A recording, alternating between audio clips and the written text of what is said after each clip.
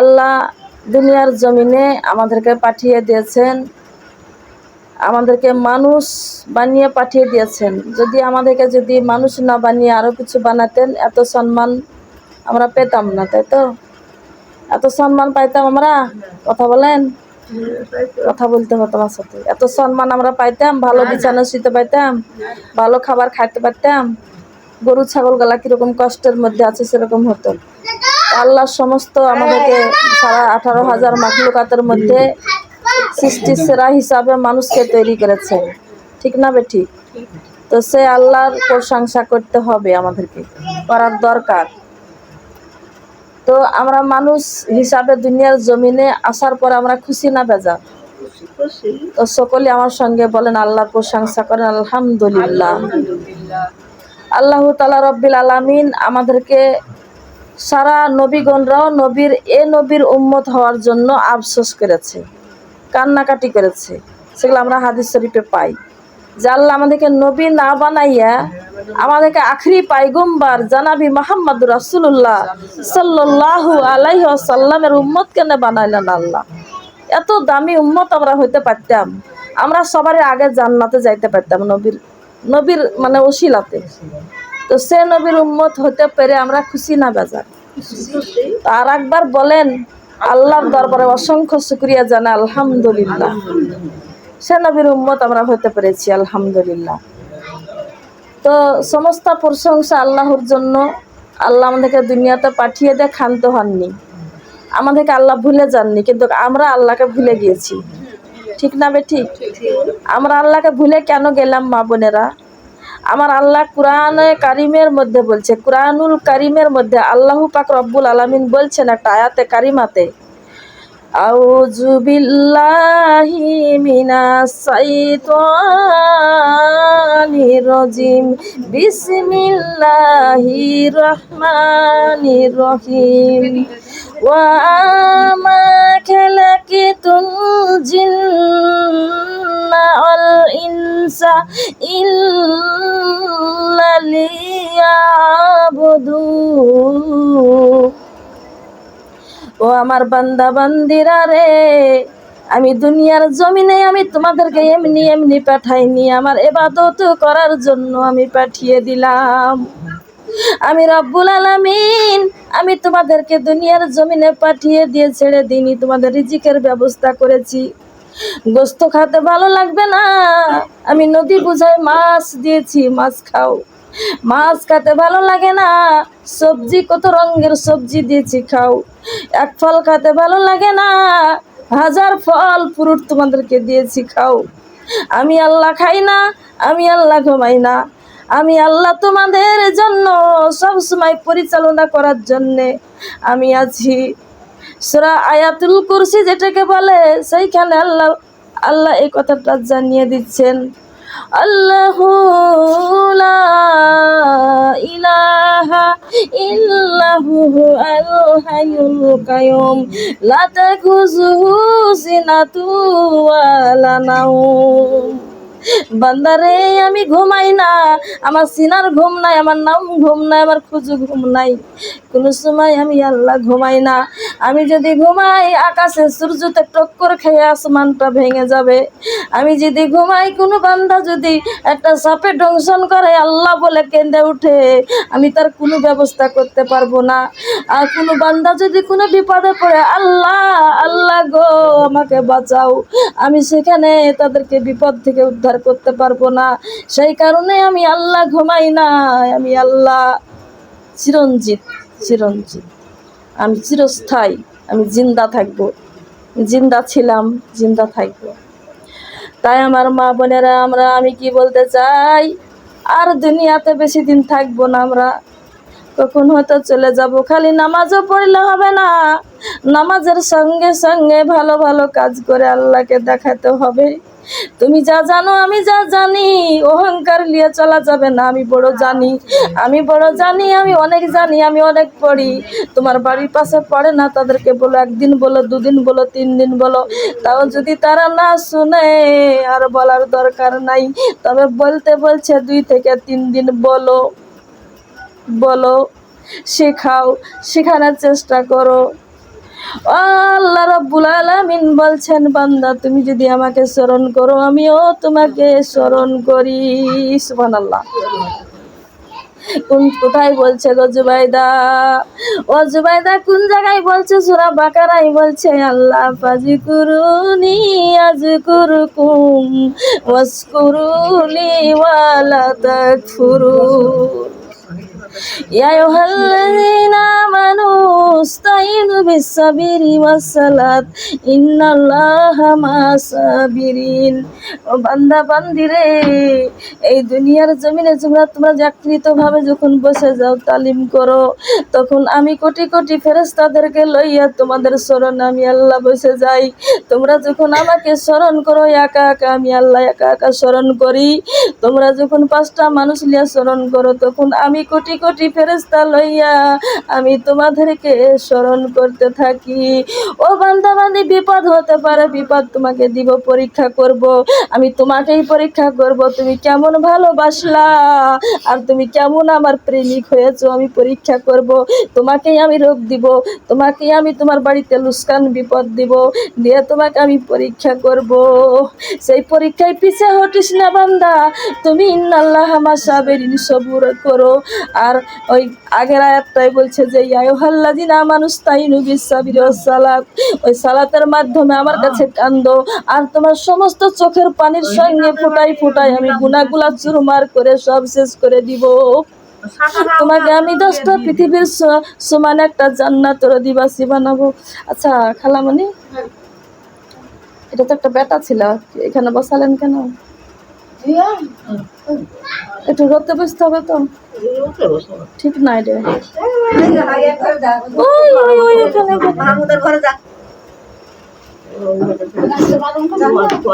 ও আমার মা বোনেরা গো, ও আমার মা বোনেরা, দুনিয়া থাকার জায়গা না।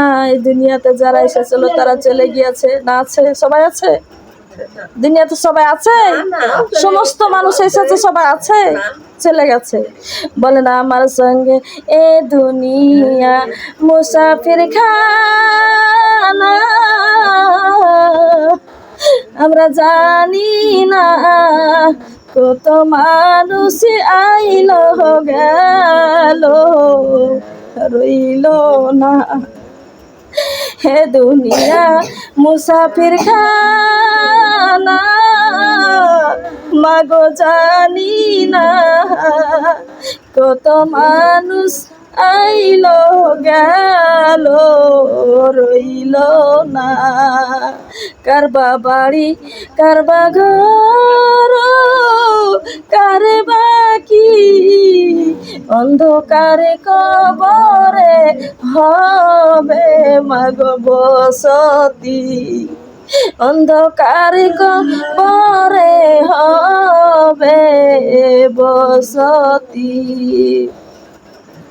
এ দুনিয়া মুসাফির খানা, মাগো আমরা জানি না কত মানুষ আইলো গেল রইল না। চোখে দেখে আমরা এই বন্দেগী করছি না, তাই না? চোখে দেখে মিছা মিছি বলেন আমার সঙ্গে, বলেন মিছা মিছি কাটাইলাম জিন্দেগি, চোখে দেখা হারাইলাম বন্দেগী। মিছা মিছি কাটাইলাম জিন্দেগি, চোখে দেখা হারাইলাম মাগো বন্দেগি। ঠিক না বেটি? বন্দেগি করার দরকার আছে নাকি? কত সুন্দর সংসার, 5তলা বাড়ি আছে, 2খান গাড়ি আছে, 5খান 7খান গয়না আছে। আচ্ছা বলেন তো, ওই 5তলা বাড়ি কি আমার কোনো কাজ দিবে? আচ্ছা বলেন তো, 5টা সন্তান কি আমার কোনো কাজ দিবে? আচ্ছা বলেন তো, আমার 10 ভরি সোনার গয়না আছে, কাজ দিবে নাকি? কি কাজ দিবে? কি কাজ দিবে? 5 ওয়াক্ত নামাজ কাজ দিবে? কোরআন তেলাওয়াত করা হরফে হরফে 10 নেকি আল্লাহর দরবারে পৌঁছে যায়। আল্লাহর কাছে খাতা আছে, আমাদের আমলও খাতা আছে। ওই খাতা কবরে পড়ে পড়ে নিজে লিখতে হবে যে আমি এগুলা আমল করেছি। আর দুনিয়ায় যদি বদ আমল করি, বদ আমল ওই হাতুড়ের বাড়ি খেয়ে লিখিয়ে লিবে রুমান ফেরেস্তা, কোনো তাতে জন্য নাই। কত ভুল করেছি জীবনে, কত আমরা অন্যায় করেছি, আল্লাহর নাফরমানি করেছি। আল্লাহর কাছে কাঁদো, আল্লাহর কাছে মাপ চাও। আল্লাহ বলছেন লা তাকনাতু মির রাহমাতিল্লাহ ইন্নাল্লাহা ইয়াগফিরুয যুনুবা জামিআ ইন্নাহু হুয়াল গাফুরুর রহিম। বান্দারে, আমার নাম এখন রহমান, আমার নাম রহিম, আমি এখন রহমে ভরা, আমি তোমাদের কাছে রহমত স্বরূপে আছি। তোমরা এখন যদি আমার কাছে ক্ষমা চাও, আমি নিজেই বলছি আমার রহমত থেকে নিরাশ হয়ে যাস না বান্দা, ক্ষমা চাও, দিব ক্ষমা। কিন্তু তোমরা যদি ক্ষমা না চাইয়া কবরে যাও, কবরে যাওয়ার পরে আর ক্ষমা পাবা না, আর ক্ষমা পাবা না, আর ক্ষমা দিব না। আল্লাহ বলছেন বান্দারে, ওই হাসরের ময়দানে আমার একটা নাম হবে, সেই নামটা হবে আমার নাম কাহার। ওই কাহার নামে আমার রহম থাকবে না, আমি কাউকে উপর জুলুমও করবো না, কাউকে উদ্ধারও করবো না। লিমানিল মুলকুল ইয়াউলিল্লাহিল ওয়াহিদিল কাহার। আমার নাম কাহার হবে, আমি সব চাইতে বড় ওয়াহিদ, তার মানে আমি সব চাইতে মহান আল্লাহ, আমার চাইতে বড় আর কেউ থাকবে না। হাকামুল হাকিম, ওই হাকিম আমি সূক্ষ্ম বিচার করবো, সেদিন আর আমি ক্ষমা করব না। ক্ষমা দুনিয়ায় চাও। আমরা কি জানি যে আমরা কত বছর বাঁচবো? এই যে কথা বলছি, হতে পারে বেলা 10টা হতে হতে কবরবাসী হয়ে যেতে পারি, ঠিক না বেটি? এই জীবনের কোনো গ্যারান্টি নাই। কিসের বাড়ির বড়াই, কিসের গাড়ির বড়াই, কিসের সন্তানের বড়াই, কিসের টাকার বড়াই, কোনো বড়াই, কত বড়াইওয়ালা চলে গেল দুনিয়া থেকে, গেল না? কত মস্তান দাদাগিরি করে চলে গেল দুনিয়া থেকে। কোনো বড়াই করা যাবে না, কোনো বড়াই করা যাবে না। সেজদা মাথা আল্লাহর কাছে ঠেকিয়ে দিয়ে আল্লাহকে একটা কথাই বলবেন আপনারা। ওয়াজ যদি 4টা মানুষের শুনে বলতে খুব ভালো লাগে, 1000 মানুষ থেকেও যদি এলোমেলো করে ওটা মন বসে না। আপনাদের দোয়াতে আর আল্লাহর রহমে বলার তৌফিক দান করেছে, তাই বলতে পারছি আমি। তাই জীবনে বেঁচে থাকতে কোনোদিন যেন নামাজটা ছেড়ে দিবেন না। জীবনে বেঁচে থাকতে কেউ যদি হাতটা বাড়ায়, হাতখানকে ফিরিয়ে দিয়েন না, এটা আমার নবী পছন্দ করে না। আমার নবীর কাছে যদি কেউ চাইতো গো মা, আমার নবী সিধা ডাইন পকেটে হাত দিতেন, কিছু থাকলে গয়না দিতেন না, দিয়ে দিতেন মানুষের হাতে। আর যদি হাত দিয়ে না উঠতো, বলতো আজ তো নাই, অন্য দিন আসো, তোমাকে দিব।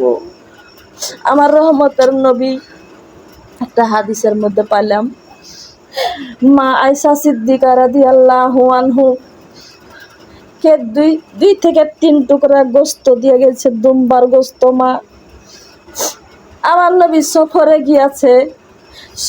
গিয়েছে, নবী আমার না খাইয়া। আমার নবী আসবে, আল্লাহর রহমতের নবী বাড়িতে আসবে। আয়েশা সিদ্দিকা মনে মনে বলছে আমার হুজুর বাড়িতে আসবে না খেয়ে, মুখ টুক শুকনে। সবাই তো পাথর মারে, কেউই তো দেখতে পারে না ইসলাম প্রচার করা।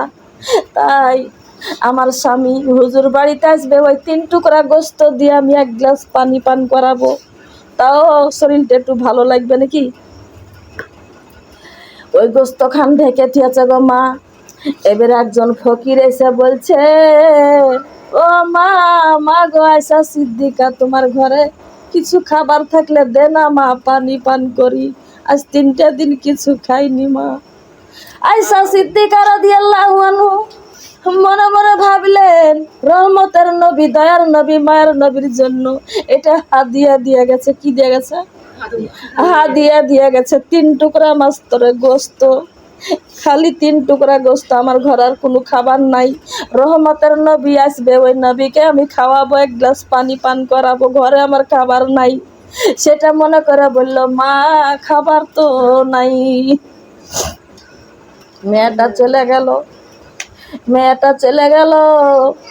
নবী আমার কিছুক্ষণ পরে বাড়িতে আসলো। বাড়িতে আসার পরে নবীকে বসাইলেন। হাওয়া বাতাস দেওয়ার পরে ওই যে ঢাকনা খান তুলে দেখতে যাচ্ছে, ওই 3 টুকরা গোস্ত আর নাই রে মা বোনেরা, পাথর হয়ে বসে আছে। একটা গোস্তর টুকরা নাই, 3টা পাথরের টুকরা। যখন ওই 3টা পাথরের টুকরা যখন দেখছে, দেখার পরে বলছে, ইয়া রাসূলুল্লাহ, ইয়া হাবিবাল্লাহ, অলৌকিক ঘটনা, এটা কি হইলো? বলছে, কি হয়েছে জানি, বাড়িতে কে এসেছিল বলো। আমার নবী কেমন করে বলে দিছে কথাটা, তোমার বাড়িতে কে এসেছিল কিছু চাইতে, বলো কি অলৌকিক ঘটনা আমার জানা আছে।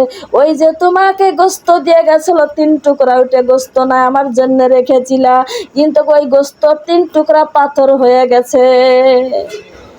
তুমি কেন ওই 3 টুকরার মধ্যে একটা টুকরা কেন মহিলার হাতখানে তুমি দিলে না? 3 দিন না খাওয়া মানুষটাকে কেন তুমি আমার জন্য রাখলে?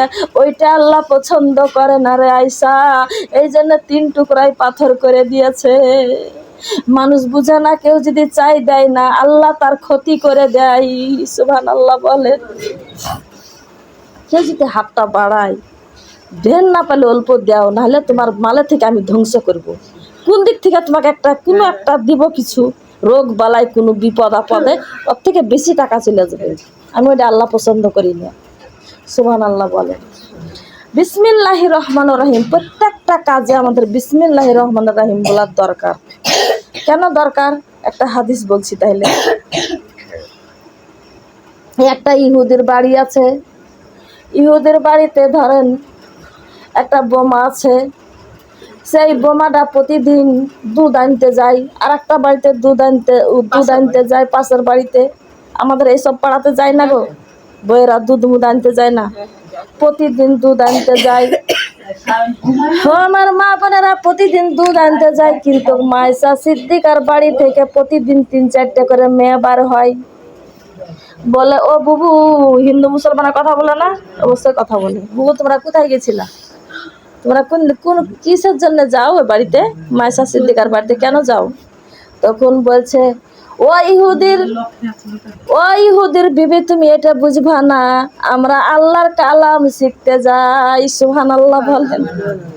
আমরা আল্লাহর কালাম শিখতে যাই, তুমি এটা বুঝবা না, তোমার স্বামী ইহুদি বেদিন।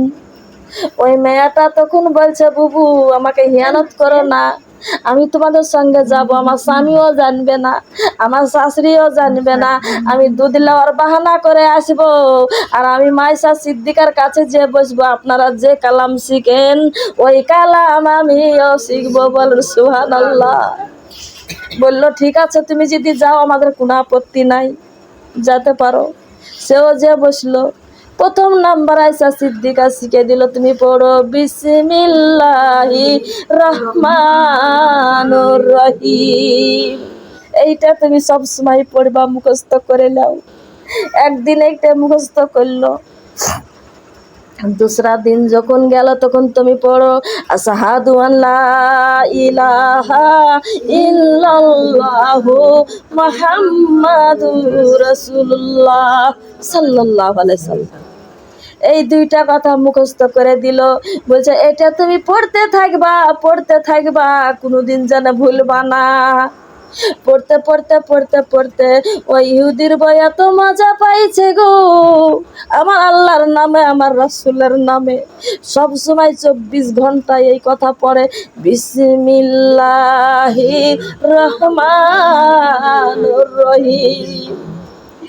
আশহাদু আল্লা ইলাহা ইল্লাল্লাহু মুহাম্মাদুর রাসূলুল্লাহ সাল্লাল্লাহু আলাইহি ওয়াসাল্লাম। এই কথার মধ্যে এত মজা পাই, সব সময়তে বলতে থাকে, বিড়বিড় করে চুপ করে বলতে থাকে গো মা বোনেরা। এবার দেখা গেল ভাতের হাঁড়িতে চাল দেয় 1 কোটা, আর ভাত হয়ে যায় 3 কোটা চালের ভাত। তার মানে 1 কেজি চাল দেয় 3 কেজি চালের ভাত হয়। তার মানে 1 পোয়া চাল দেয় 3 পোয়া চালের ভাত হয়ে যায়। ওই শাশুড়ি তখন 1 থেকে 2 দিন 2 থেকে 3 দিন ভাত কিন্তু নষ্ট হচ্ছে। চাল বেশি দিচ্ছে আমার বোমা। বোমা চাল তুমি বেশি কেনে দাও? বোমা বলছে মা গো মা, তোমার দোহাই আমি যা তুমি চাল আমাকে লেপে দাও, ওইটাই আমি ভাতে দিই। এবার আমিও তো যেদিন ভাতে চাল দিই, আপনি 1 কোটে দেন তো, আমার জানা আছে আমি 1 কোটাই চাল দিই মা, তার চাইতে আমি একটা দানাও কোনোদিন বেশি দিই না। বলে আমি যেদিন তোমাকে চাল লেপে দিই সেদিন কম ভাত হয়, তুমি চাল লেপে দিলে কেন বেশি হয়?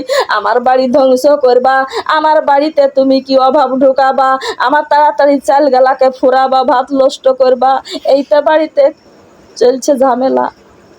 বোজার কেঁদে বলে মা গো মা, আমি 1 কোটা চালের বেশি একটা দানা বেশি দিই না খো, আমি 1 কোটাই চাল ভাতে দিই। তখন এবার তুই মিথ্যা কথা বলিস, তুই তো সত্য কথা বলবি না আমাকে। বেটাকে বলছে এই বউ কি করে বাড়ি থেকে বার করবি, তালাক দে, আমাকে ধ্বংস করে দিবে। প্রতিদিন বেশি বেশি চাল দেয়, ও চাল আমি কি সবসময় চাল লেপে দিতে পারবো?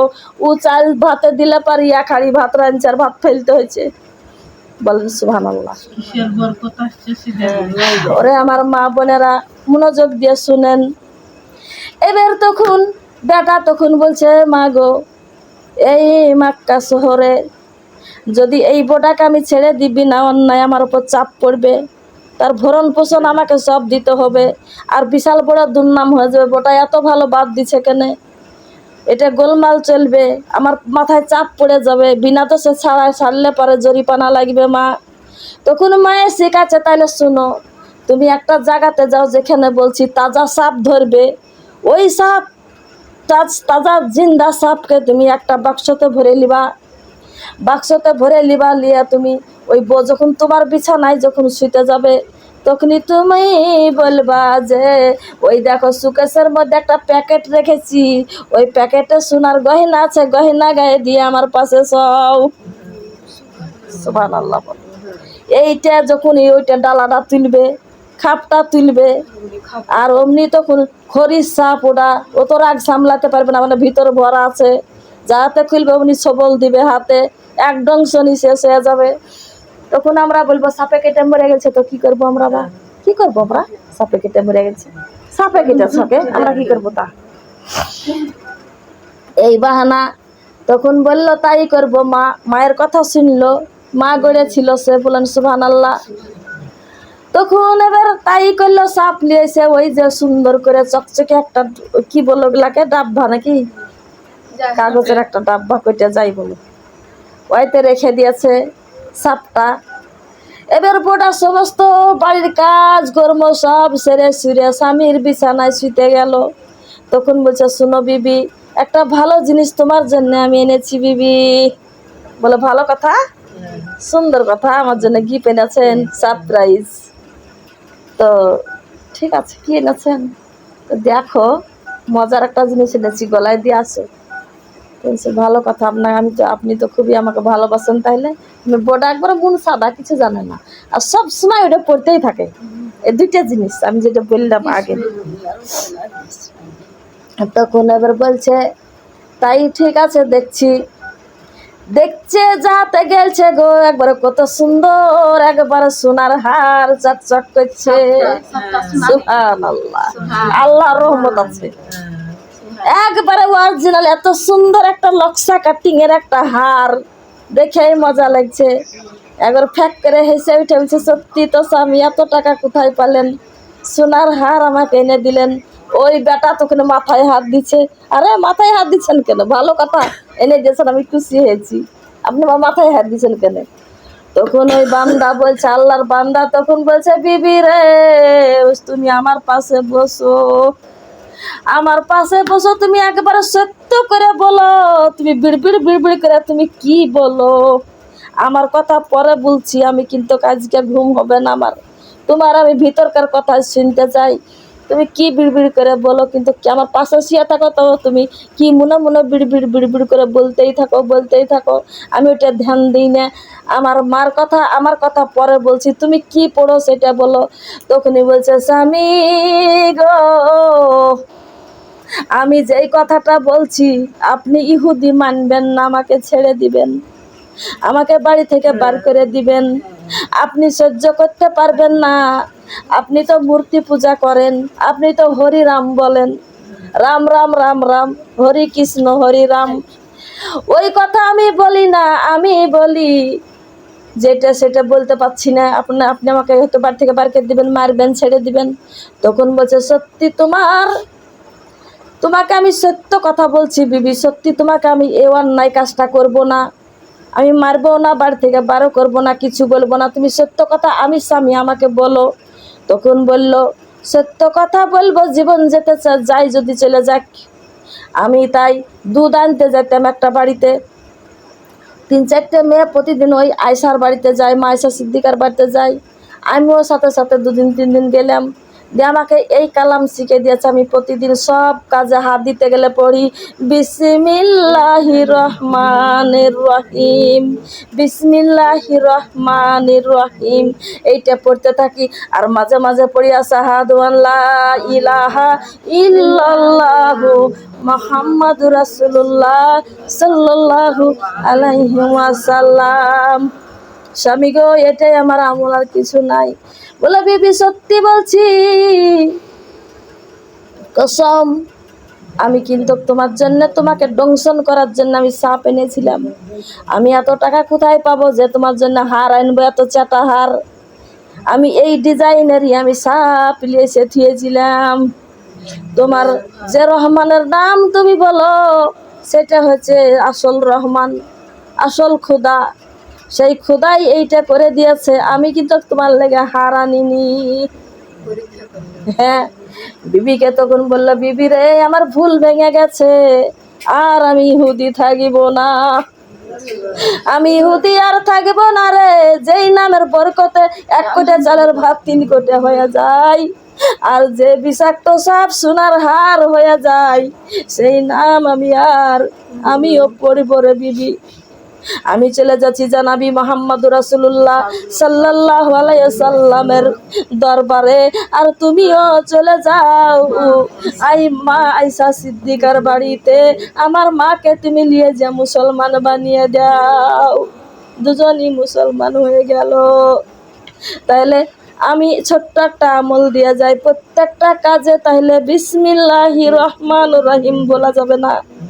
ঝাড়ু হাতে নিবেন, তাও এটা পড়বেন, ভাতে চাল দিবেন তাও পড়বেন, যে কোনো জিনিসে হাত দিবেন এটা পড়বেন, কল চিপবেন তাও পড়বেন, যে কোনো কাজকর্মর আগে পড়বেন। আপনি সবসময় পড়লে তো আরোই ভালো হয়। বিসমিল্লাহির রহমানির রহিমের এত বরকত। আমার মা বোনের একটা ঘটনা মনে পড়লো, বলি, বেশিক্ষণ বলবো না, রাত বেশি করা যাবে না, ঘুমের বিশাল প্রবলেম হচ্ছে। আমার মা বোনেরা শুনেন, জায়েদ নাম শুনেছেন? জায়েদ ইবনে হারিসা। সে ছিল ছোট বয়সে, যখন 7 থেকে 8 বছর। আপনাদের শুনেছি কি এই ওয়াজ আমার জানা নাই। মায়ের বাড়িতে ছিল, সেই যুগে সন্তান চুরি হতো, অপহরণ হয়ে গেল মানে চুরি হয়ে গেল। অপহরণ মানে চুরি করা যায়, একই কথা। চুরি করলো, ছেলেটাকে চুরি করে আনলো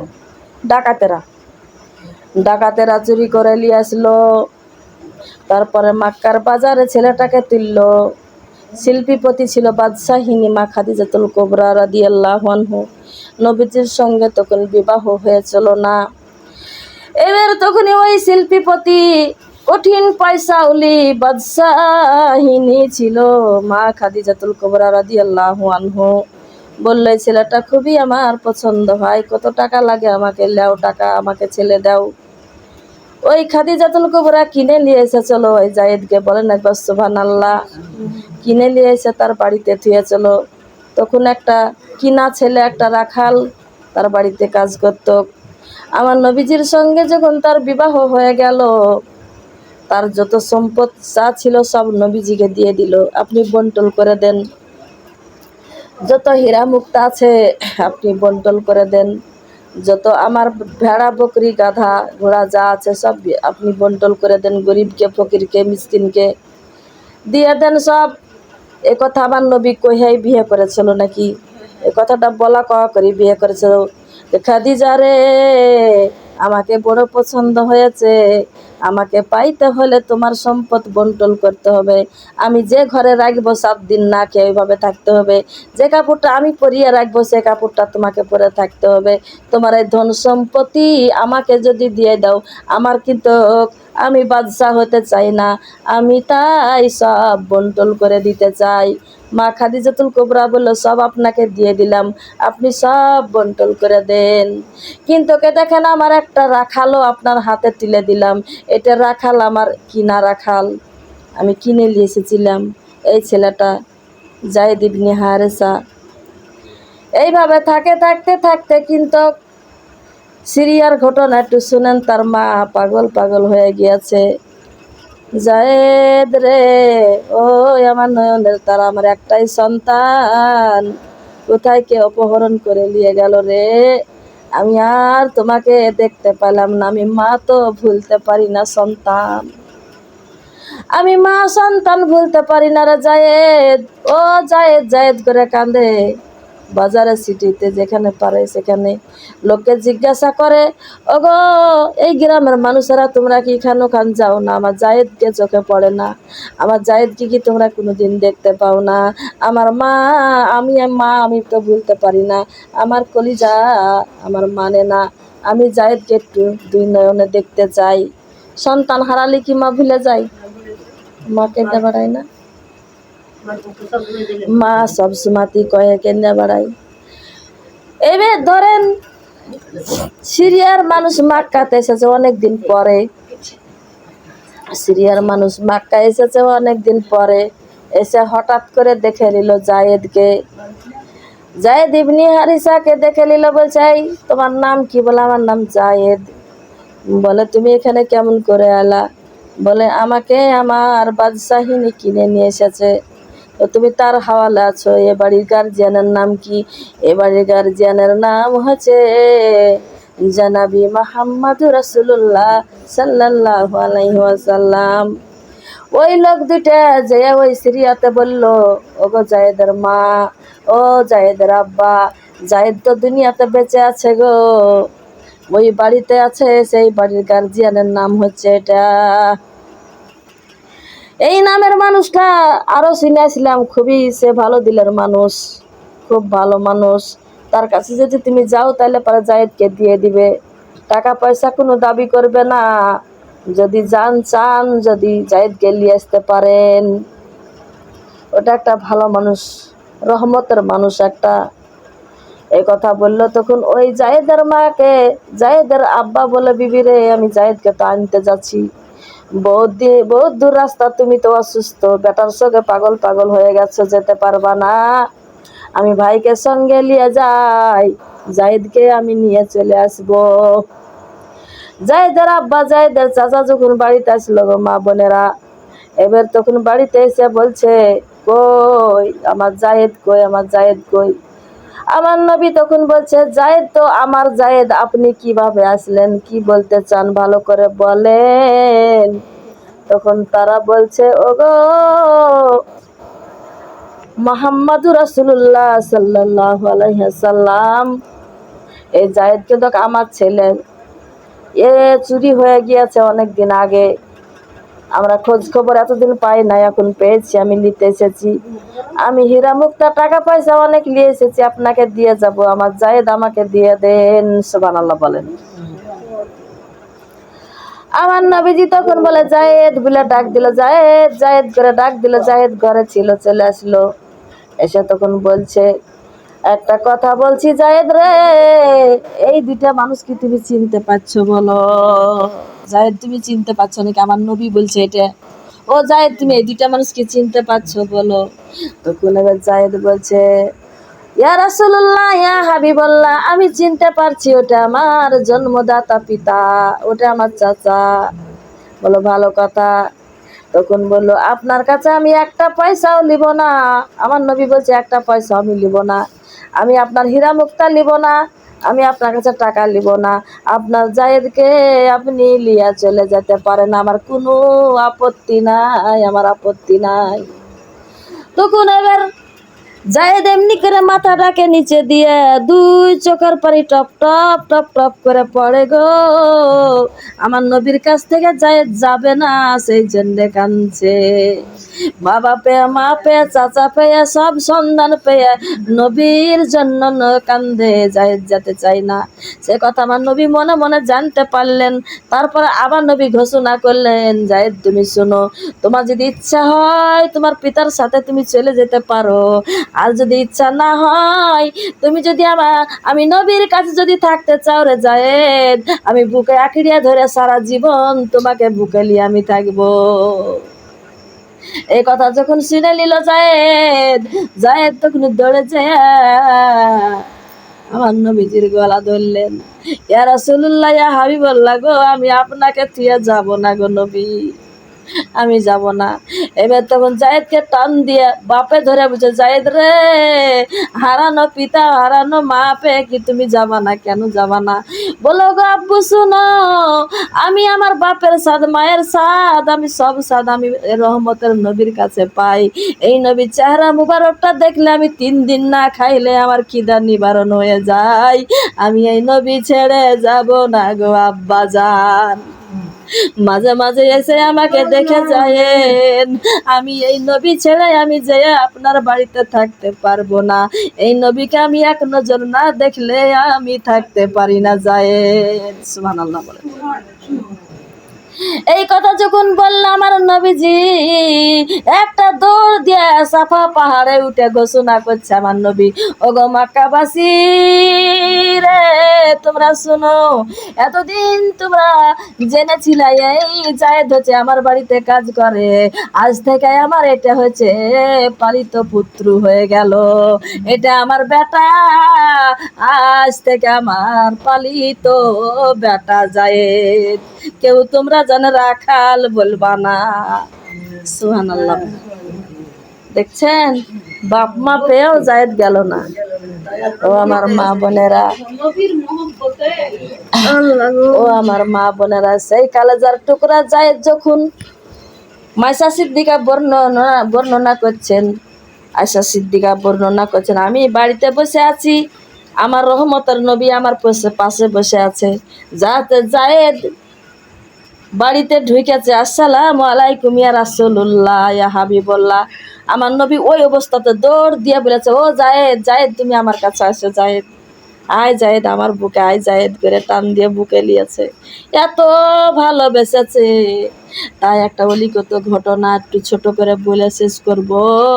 তাই ওই মুতার যুদ্ধতে আমার নবী ডাক দিয়ে বলছে, জায়েদ রে জায়েদ, এই যুদ্ধের প্রথম সেনাপতি হবা তুমি জায়েদ, এই যুদ্ধের ময়দানে যুদ্ধ করতে যেতে হবে। তুমি যদি শহীদ হয়ে যাও, যদি শহীদ হয়ে যাও মানে কনফার্ম শহীদ হবে, তুমি যদি শহীদ হয়ে যাও জায়েদ, 2য় নাম্বার সেনাপতি হবে তোমার জাফর আবু তালিব। বলুন সুবহানাল্লাহ।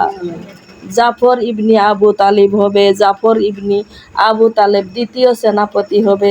এবার ওই জাফর যদি শহীদ হয়ে যায়, তাহলে আব্দুল্লাহ বিন রোহা হবে 3য় নাম্বার সেনাপতি। এবার বলছে যদি ওই আব্দুল্লাহ বিন রোহা যদি শহীদ হয়ে যায়, মুসলমানের মধ্যে একজন সেনাপতি হবে, সেটার নাম এবার বলল না। তার মানে 3 জনকে শহীদের নাম নবী লাগিয়ে দিল, 3 জন ফিরে আসবে না। এই 3 জনের জানা হয়ে গেল, নবী যদি বলে মানে কথাটা কনফার্ম, আমার আল্লাহ জানাইছে, তবে কেন নবীজি এই কথা বলতে পারলো, আমরা আর কেউই ফিরে আসবো না মুত্তার যুদ্ধতে। সুবহানাল্লাহ বলে। ও আমার মা বোনেরা, শুনে নাই ঘটনা।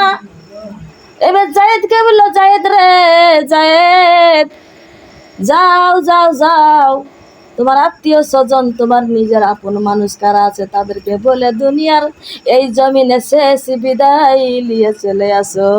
ওই মুতার যুদ্ধ তুমি আজকে যাবা, ফিরে আর আসবা না, শহীদ হয়ে যাবা। জাহিদ একবারও বলল না মরে যাব তো যাব কেন, কোন একটা বাহানাও করল না। আর আমরা সামান্য আমার আল্লাহর জন্য নামাজ পড়তে রাজি নাই, তারা জীবন দিতে রাজি। এবার জায়েদ তখন একবারে ড্রিং দিয়ে ঘোড়ার মধ্যে যুদ্ধর পোশাক পরে উঠে পড়ে তরবারি হাতে নিয়ে নিল। এবার আমার নবীকে বলে, নবী গো কেমন লাগছে, আমাকে শহীদি মানাচ্ছে নাকি? সুবহানাল্লাহ বলেন।